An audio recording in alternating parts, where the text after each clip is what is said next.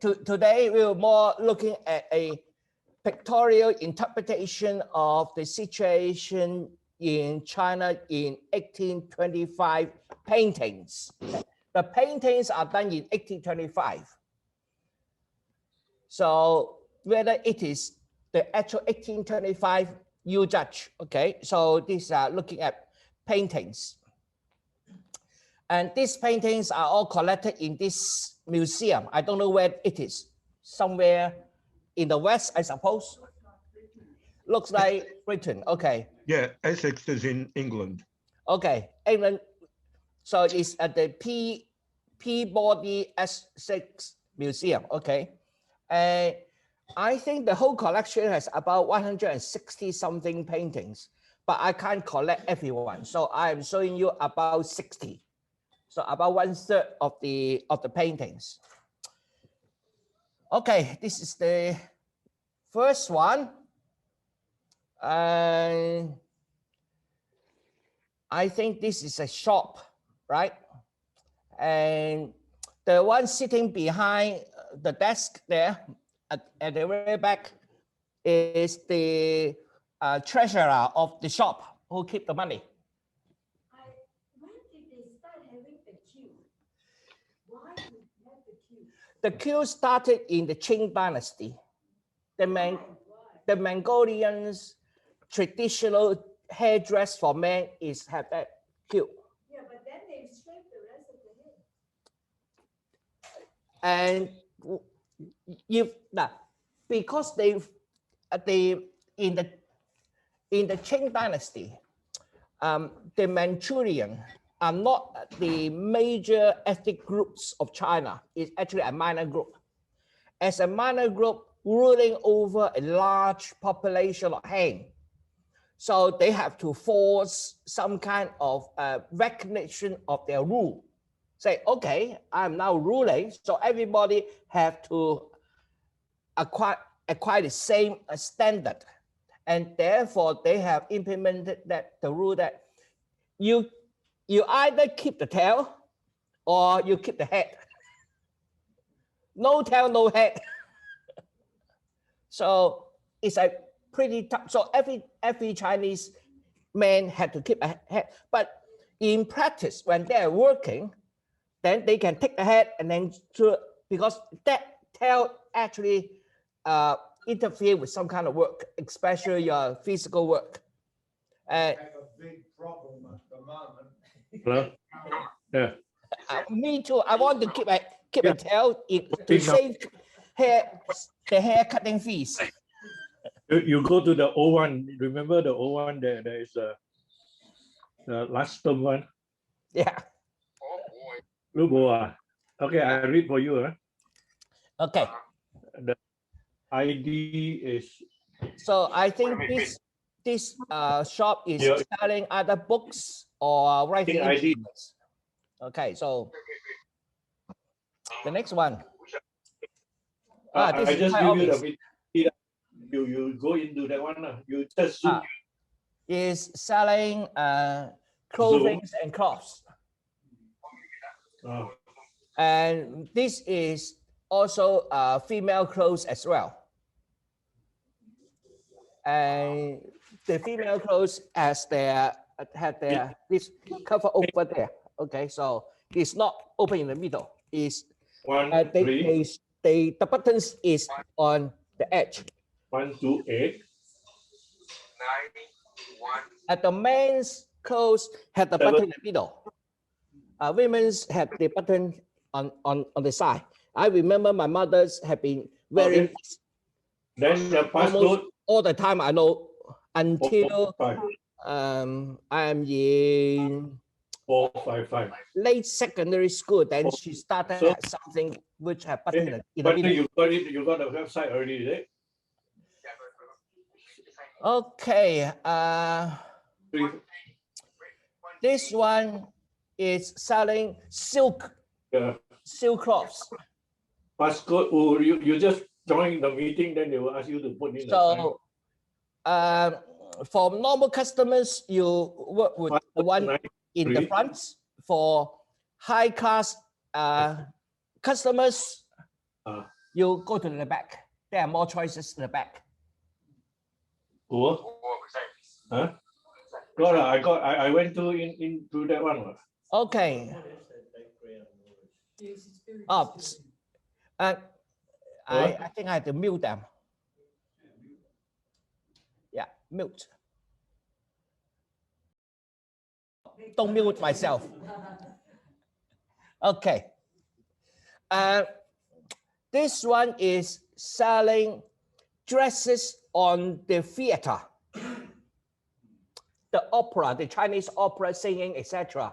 They have on the theater, and this is for the theater dresses or the theater costumes.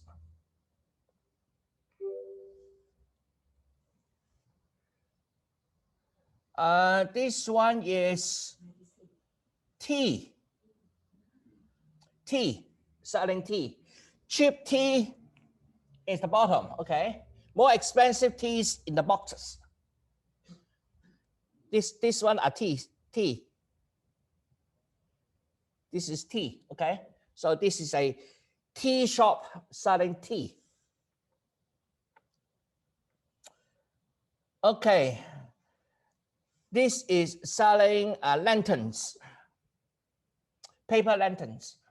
The paper lanterns are made of bamboo strips and then bind together with some papers, and then outside is also paper.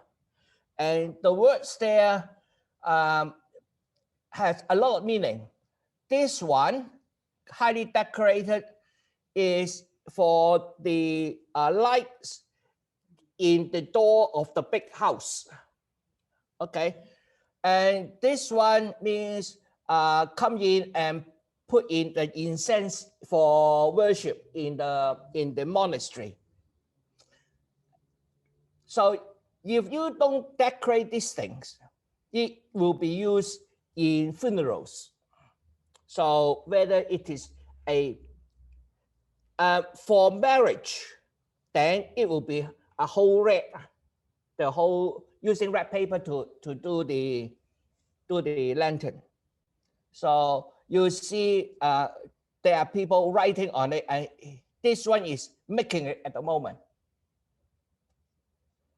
Would it have been rice paper at that time? Yeah, rice paper, meaning the paper made from the straw from the rice field. And at that time, there are already double-story buildings. Chinese has double-story buildings long time ago. So, and then lower here looks like they're selling Western hats.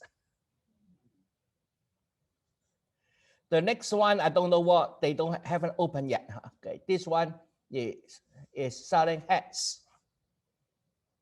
I suppose this is very fashionable at that time, 1820 something, when Chinese and Western meet. Clocks, of course. These are very high class merchandise.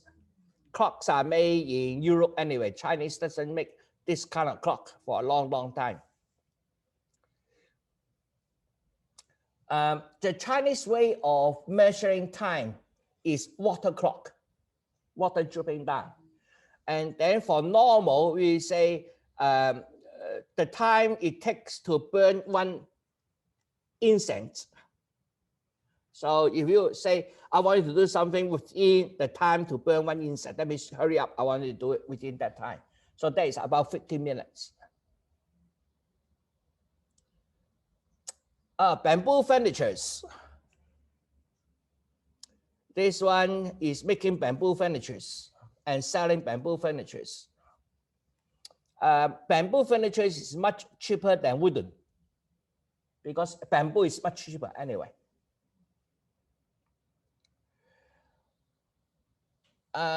This is packaging.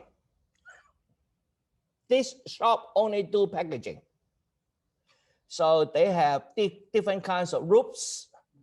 They have something to wrap around and then I think these are bags, etc. So this one only do packaging, and I suppose you take your goods there, they will package it up for you and then ready for transportation. This is for Buddhist statues. Quite obvious. I don't know, at that time there are actually shops selling only statues. That's interesting.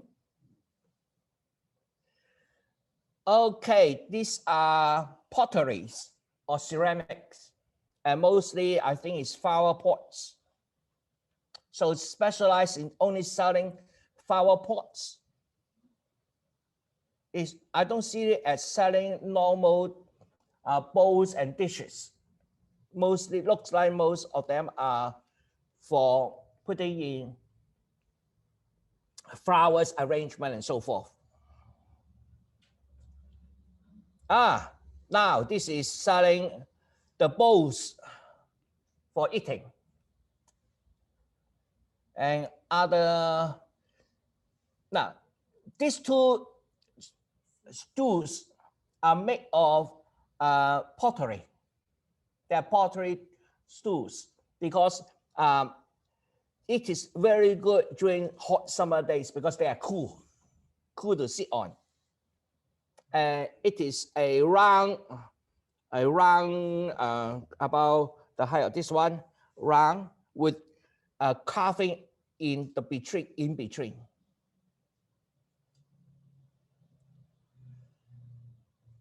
What's this?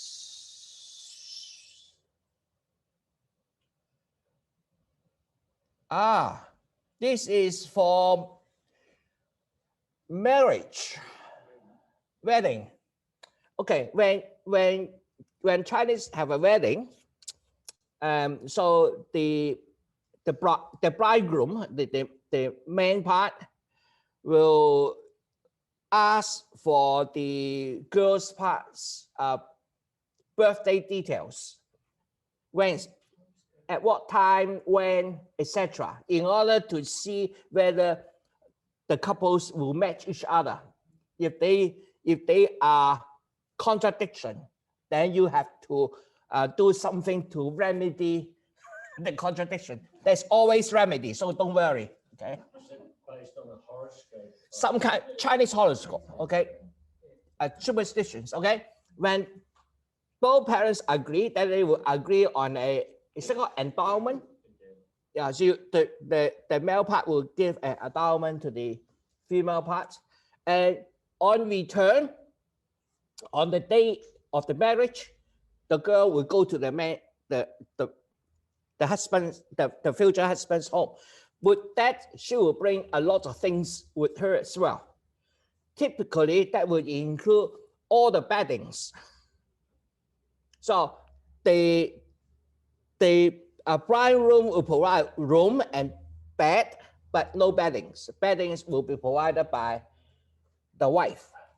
And then there will be a different symbolic things included, mostly to start the couple off as a couple to live independently. So they will have bowls, chopsticks, and then different kinds of grains to represent they are going to have a lot of children.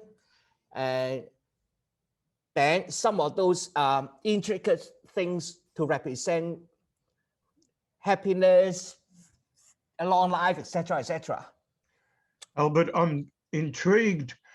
This may just be the interpretation of the artist, but I'm intrigued that every shop you've shown so far has a similarity, particularly around the counter area. Yeah, and I think that is the typical arrangement for any shop in China at that time. Right. And right. I remember when I was young, my father's shop also looks similar to this. What did your father sell? Noodles. My father sells uncooked noodles for people to go home and cook. Yeah. Oh, okay. So I do know how to distinguish good and bad noodles. Yeah, because I have been to noodles factories many times, and I know how noodles are made and how can you improve noodles by the process, not by the ingredients. But anyway. No, not anyway. Could you give us a class on that? No, that'd be really interesting. Okay, yeah, From your life. okay, my life. Yeah, Well, well, okay. This is the school. The school students are now working on their desk, and the teacher is nowhere to be seen. Maybe is sleeping on the long chair there. Okay, and these are the students working. Okay, this is a school. So it looks a little bit different from the shops now. would it be wealthy students? Should be. Now, China has public examinations about 2,500 years ago. So a public examination has been ongoing for very long. That enable social movements. So as long some people argue China left feudalism. Feudalism, okay. Long ago, about when the first emperor ruled China. Now, feudalism means you give different parcels of land for your relatives to rule. But our first emperor realized that if you do that, then somebody in some region might become very powerful and eventually will overrun his government. Okay, so he decided not to do that. So there's no giving out of land to relatives. Then a large country, how do you rule it? Well, you have to get people who might not be connected to you by blood, but is authorized by you to rule. How do you get these kind of people? Initially, it was by recommendation. He said he is good, okay. But you know, at that time, the government officials had really large power, and they can collect quite a bit of money themselves, not from the government, from the people. So people will say, okay, this is my good friend. He had nothing to do, but if I set him to be an official in this area, he will make a lot of money. So I will recommend to the emperor, hey, this is a good man. Whether it's true or not, we don't know. So he reckon, no, that is not a good method. Recommendation is not a good method. Examination is. So everybody have examinations, and then eventually the best will get a job. So with that one, that means education has always been a method for the poor family to rise up. You can rise up in several ways. One, you got a very beautiful daughter who marries a very rich man, okay? That's one way. The other way is you are a very good warrior, you can fight. The third way in China is you study well, and then you progress through this examination system to the top, and then you will get a very good job. And therefore, we have private schools like that set up long time ago, because after all, when you want to educate, you need to learn to write. Now, speaking and listening, you don't need learning. We're born to be able to communicate by speech. But once you go into writing, you need to learn. And that's where private teachers come in. For very poor village, once you are able to work in the field, you will have to work in the field in the daytime. But by nighttime, you can come in, and then the whole village can group together, spend the money to employ a teacher to teach the kids at night. But looking at this is at daytime, and that means these students must be coming from rich families, and the teachers get paid by the tuition fees provided by the different families. Another school, this one with an English title. So that means at that time we have influences from the West. Similar to the last one. Let's see what's different. Almost the same. Almost the same. Same arrangement, same structure. What does that writing on the top mean? The two sides or the Top The ceiling. Ting cow, Ting Wa, Kwa. I don't know. I don't know what it means.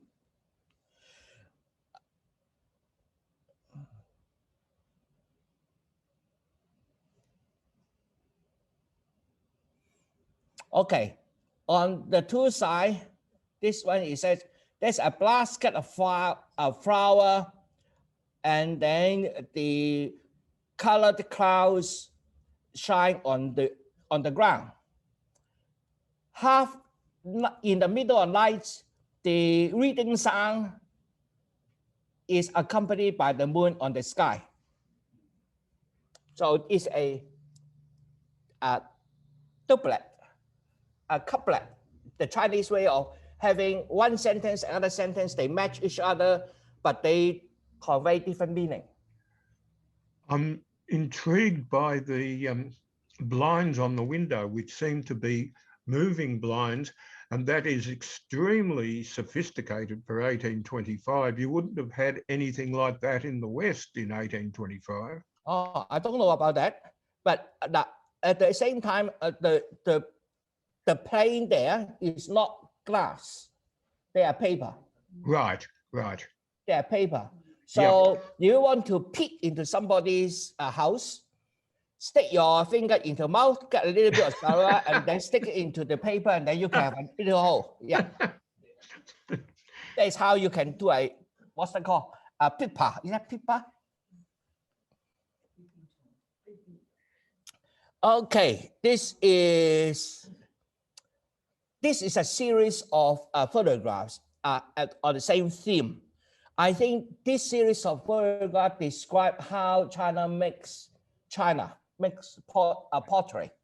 Paintings, not photographs, paintings. Oh, paintings, yeah, paintings, okay. Sorry, yeah. And this is the loading of the products onto ships for transport to somewhere else. So this is the last stage of the production, talking about moving all the things onto these ships and then selling somewhere. Oh, but they still have those rice boats in southern India. Rice boats, they call them in southern India. Oh, okay. Yeah. China, they call it sampan, sampan. Yeah, they're still using them. Yep, it's still using them today in China as well. Yes. And they are okay. They are compressing. I think is tea.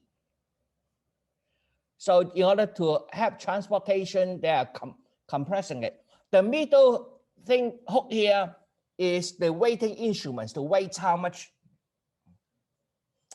tea you got, and then of course you have the foreigners negotiating with the boss or buying something.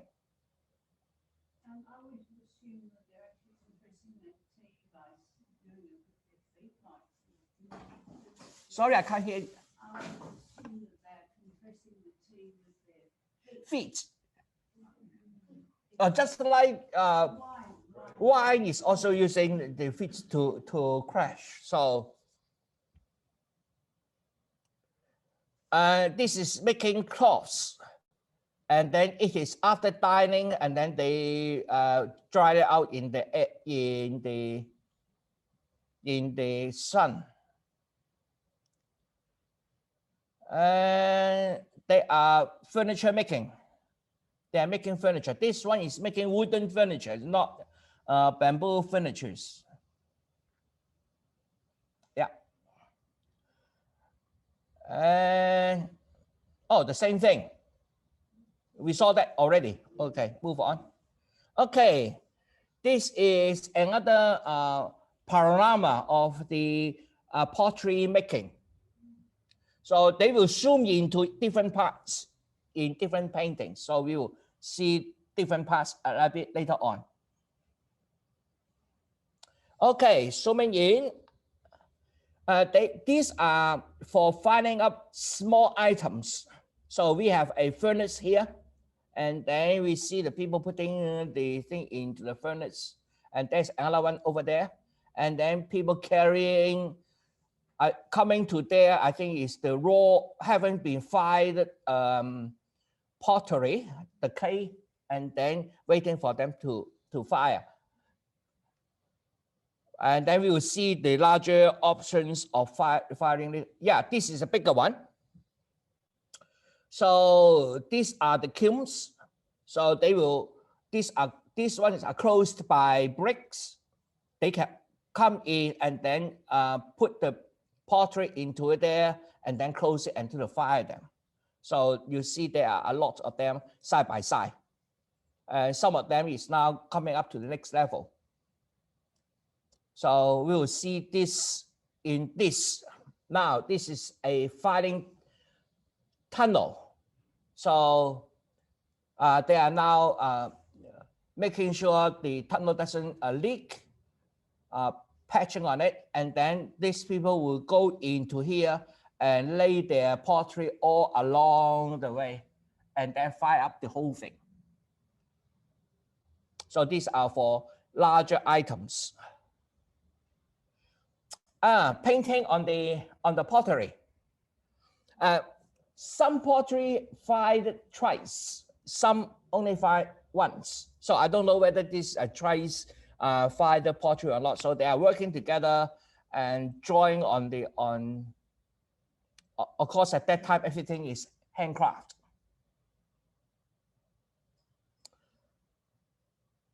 Is that selling or what? Now we can see some people back there drawing and people collecting some of them, and then either inspection or selling and something like that they are. So this is part of the scene in a pottery town. They are drying all this. So we see the wheels, they're making it, and then take the master makes it, and then the apprentice carry it out for drying in the sun. And then they package up and then carrying it to the place where they will load it onto the boats. And they already write down what who makes this, making the company name.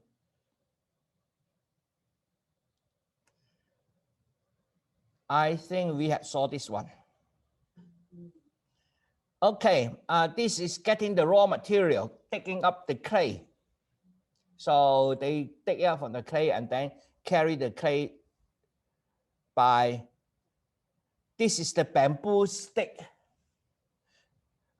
Using bamboo, that means the bamboo itself is light, so the stick itself is light, and it is also flexible. And this is the way Chinese carrying things.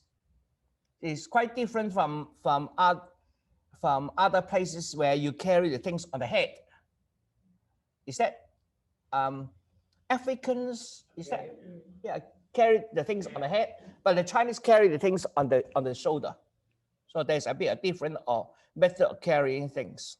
Would that still be used in that sort of setting in China and for building the high rise? Will they still use the hold on their shoulder? I don't think so. Nowadays, they have so much mechanicalized. I don't think so. But for small things, in some rural areas, they do. That would be a good idea. Now, everybody has heard about Chinese high-speed rail, high-speed train. Why don't I show you a Chinese slow speed train? What happens on the train? Okay, Okay, that will be another. What happens on the slow speed trains? And people do use these things to carry things. We'll show you sometime later.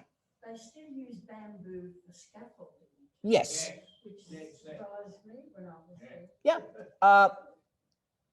Only in Hong Kong now. The mainland China has now switched to the more inefficient metal scaffolding. But the bamboo scaffolding is actually much more efficient. Throughout Thailand as well. Thailand also use bamboo. Yeah. Oh, good. What is it stronger than metals? Do you mean? Not necessary, but it is flexible, and therefore it can. Now, the bamboo is hollow in the middle, and so a 3 meters bamboo, one man can carry 3 or 4. But if it is a 3-meter pole, I think it's 2 or 3 people carry one pole. But for bamboo, one carry a few poles. So that is a huge saving in weight. Say in Hong Kong or China to do with well, the earthquakes, but also the very high winds, the cyclones. Is Yeah. bamboo better than metals? Yeah, because it flexes. Because it flexes. So it is, yes, I will do another bamboo scaffolding for you. Good idea coming up today. But I have to list. Found of me first time I saw it, I'll tell you. My rise too. Yeah. Yeah. Okay, water wheels for pounding on the raw material. And then, okay, packaging up all these China thing. And you see it, he is pouring something into here. They are pouring the rice husks as a shock absorber.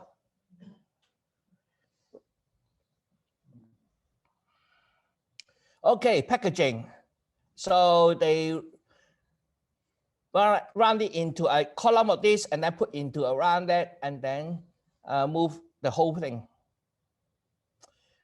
Okay, they're moving it onto a small boat. And then some of the boats are coming. Oh, so this is offloading or moving into a bigger boat.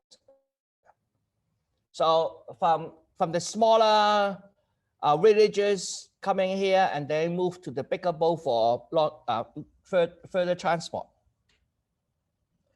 Okay. Can I ask about the style of the paintings, Albert?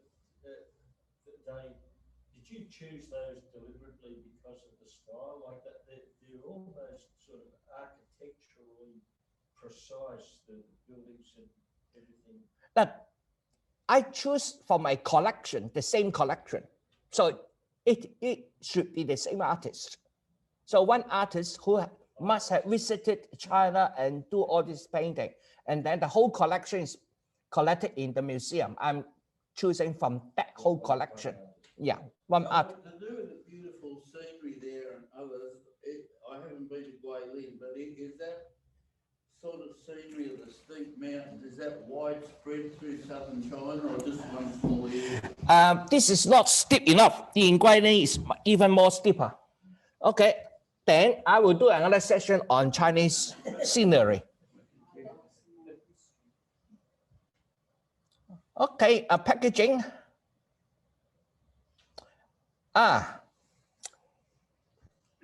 They are working on smaller items. The wheels are much smaller, and the apprentices are moving raw material for the master to use. So we have all kinds. So these are, I think these are very common in China at that time. And obviously it impresses the painter, and therefore he paints quite a bit about this. Another view of that one. This is dipping the raw material into some kind of glazing. Is that called glazing? Yeah. Another production line. And this is making bowls, so it's cheaper thing. So it is outside rather than under a shade, because these are more lower hierarchy in terms of mastery. Yeah, bigger ones, they work in shades. This is complicated, this one.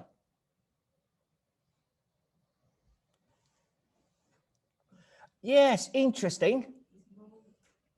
These things, molds. Yeah, they're using molds. Mass production. Yes, by the way, you know we have the pottery soldiers in CN. They are made by molds. I haven't been there, but I've heard everyone has got a different face. Yeah. Does that mean that they are real people? Yeah, they are real people originally, but the bulk of the material are made by mold and then modified to different looks. And they were in color, but obviously at the moment when they take it out, the color is gone. So they are now not taking anymore, because they say we don't have the technology to take it out to preserve the color. So when that technology is available, then they will continue taking. At the moment, the sites have been taken about 1/3. There are 2/3 haven't been taken and then left it there for technology to develop, in order to, when they take it out, will have a better look of the things. Something similar, or I have sold it. Okay, this is different. You see, they are carrying this thing. I think it's carrying it into the kilns for firing. So they will have a whole stack of it, take it in, and they will lay it out for firing. We sold this already. We sold this already. Yeah, we sold this already. We sold this already. We sold this already. We sold this already. Yeah, we sold this already, I think. Similar. Okay. This is how they carry. And they still do that today. Long, a very long plank. I think about 2 to 3 meters long. And then they carry all this, and then in the middle, and then they take it out for drying. You see the 2 stools there, and then they lay out one by one to dry in the sun. They still do it today using this long plank. This is a long plank here. So when they finish, they put on this, and then the apprentice will take it out for drying, and then after drying, put it into the. So there's another long plank there.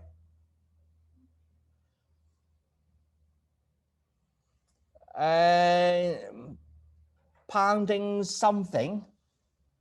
Are they pounding the white? I don't know what's that. Is that paper? Don't know. It doesn't look like this.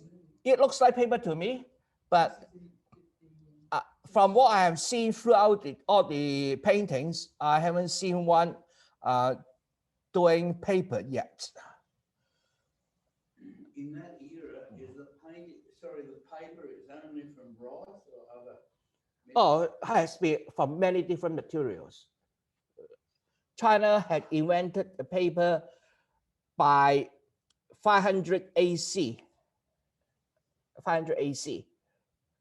And therefore, it has been in China over 1,000 years. So they have evolved to use all kinds of material, all kinds of fiber. We have seen that. And I think they are preparing the paper pulp in a large pond. And they are taking something out. And this is the shafts for people to go down there and put the thing in, and then put it up, and then the pulley system. We have seen this one. Okay, that's it for today. How's I'm doing? Okay, I still have about 50 minutes. Oh, Yes. when the class first started, you mentioned that the Chinese Communist Party perhaps shouldn't be referred to as a communist party anymore. So I've got a suspicion that most people would like to probably pursue that sort of topic. Anyone want the role or not? Yeah. Well, Some of the more topical issues that are more current. okay. I thought we'd be Now- had a perception.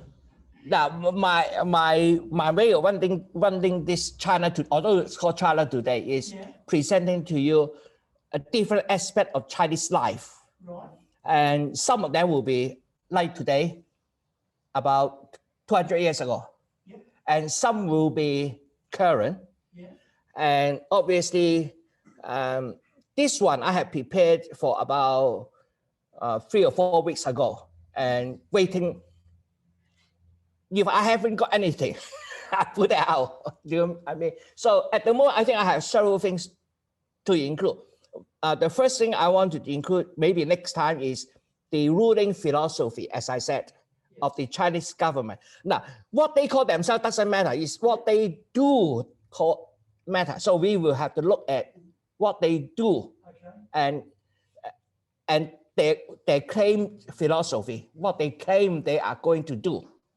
And so I will be looking at what they claim first. Yeah. And then later on, we will find evidence to support whether they are doing what they do, or what they say they will do, or they are not doing what they say they will do. So we will have to look at it one by one, case by case. But for example, I think we have covered the poverty alleviation of China.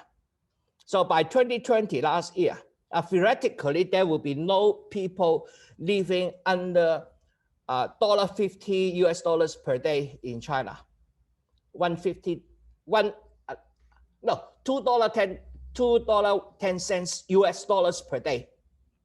So that is the so-called extreme poverty level in China. And they say they had eliminated extreme poverty.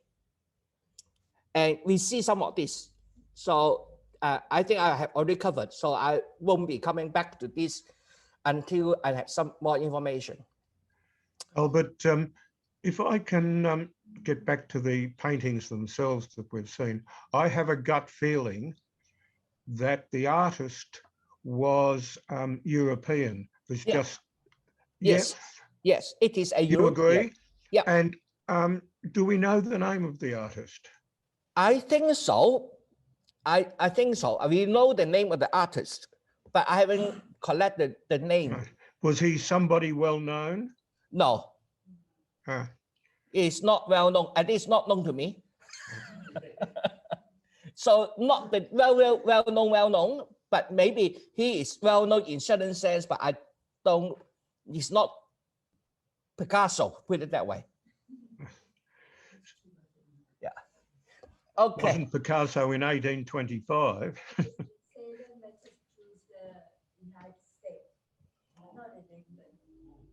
Okay, United States. Okay, we have a correction here. The museum is in United States as provided by Google. Yes. Okay, yes, Clinton?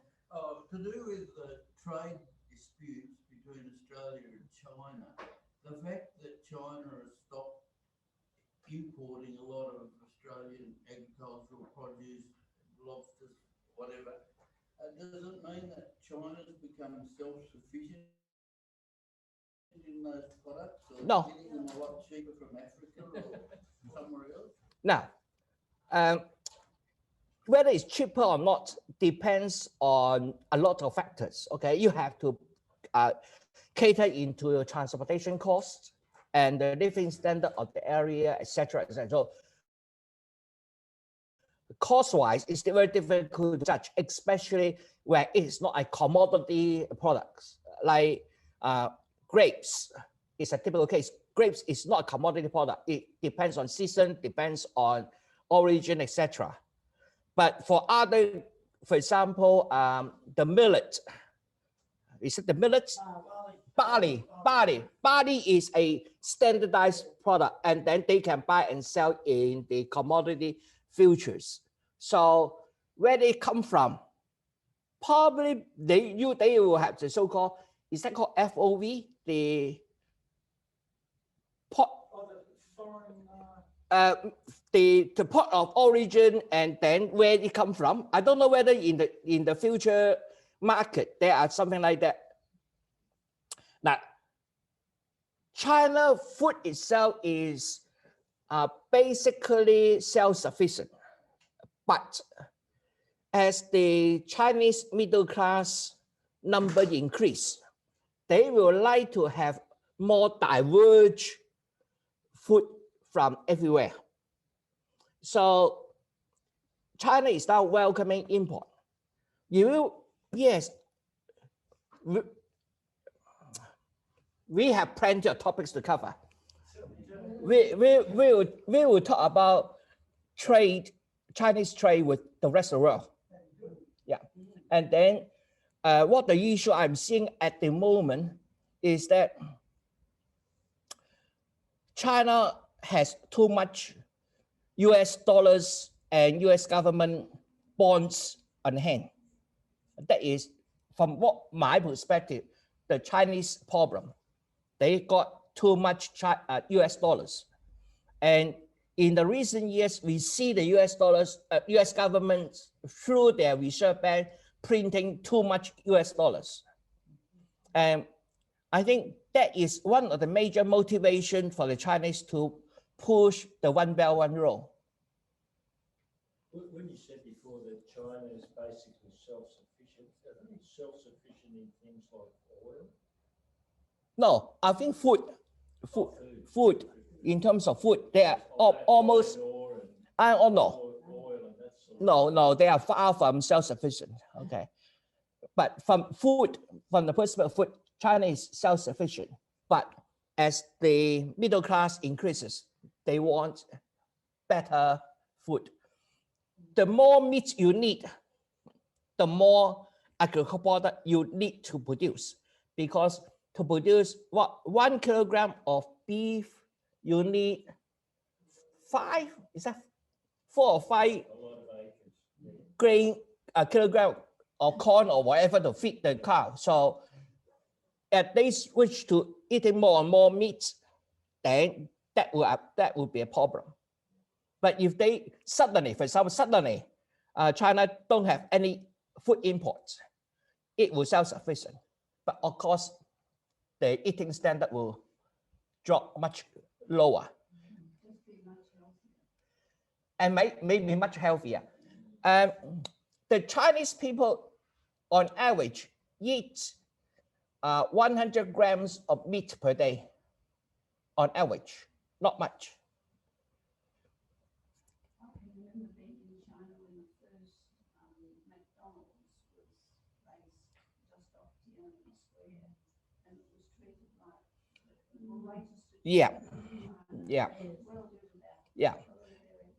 Yeah. A lot of that stuff is not necessarily good just because they. Yeah. McDonald's is now out of favor in China now.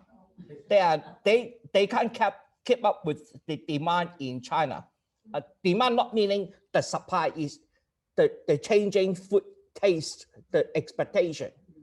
That McDonald's is unable to keep up with the expectation of the Chinese consumers. But KFC does.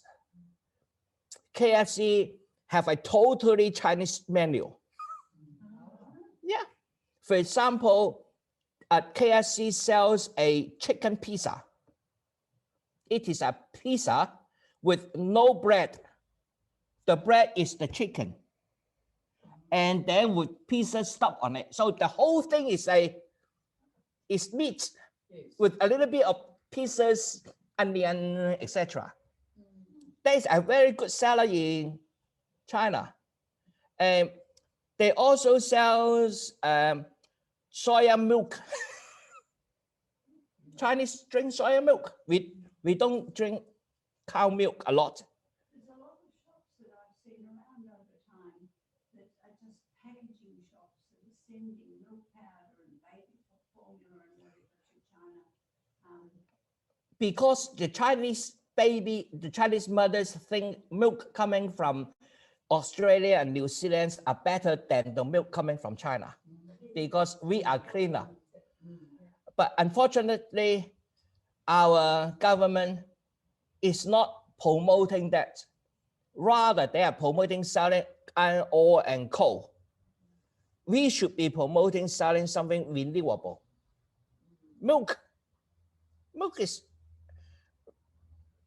There was a time when mothers were saying they'd go into the supermarket Yeah. to buy All baby powders gone. Yeah. So it has Be- to be seen as an equal thing. That Yeah, it's seen as a higher quality product for the babies. it shouldn't be at the expense of Australian mothers not being able to buy the formula because it's all being So It's a They- training decision. That's not Yeah. Australia's fault. They closed. yeah, so it's like it's up to the shops to say we will limit the quantity every customer buy. They go more often. No, we want to do business. Any business want to make a lot of money, okay? So if a product is selling well, why don't you produce more? Obviously, okay, we have time limitations. You have cow limitations. We can't produce extra more. So this is not because the Chinese people come in and then ripping off the American, our Australian mothers. Rather is, why don't we develop for any business, you want to sell more. But the question is, how do you balance between the local demand and export demand? It's a political decision. Yeah, it's political. Yeah. That's what I'm saying, because there are a whole lot of politics behind Yeah. this, both in Australia and in China. In America particularly. Yeah. So We're selling more wool these days than we have in the past to China. My daughter works in that industry and she used to work 3 days a week. Now she's got to work 5 and she doesn't like it. that's another problem with the Chinese, with the Australian workers. My daughter does also do that. She works only four days a week. Any 5th day, too much. That wouldn't be allowed in China. In China, no, you work 7 days a week. Yeah. Now, the other thing is about holidays. Sundays only introduced into China when Marco Polo come to China to bring the Christian idea into China, but Chinese haven't adopted it. So the time when China adopted the Sunday is when the British, after the Opium War, basically, around Opium War, 1840 something. Albert,